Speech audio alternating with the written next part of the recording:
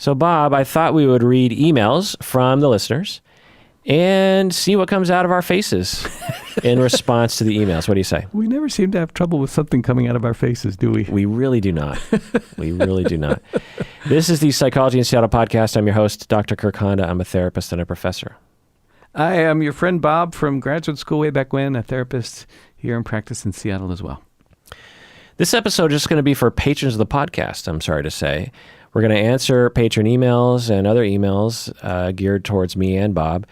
And so if you want to listen to this whole episode, you got to become a patron of the podcast by going to patreon.com and become a patron of Psychology in Seattle. And when you do so, you will get instructions on how to get access to this episode along with 250 of our best episodes. We've had over 1,000 episodes, and about 200 to 300 of our best episodes are only for patrons. Wow. Because we want to reward our patrons for their wonderful, wonderful support. So go to Patreon, become a patron, do it now.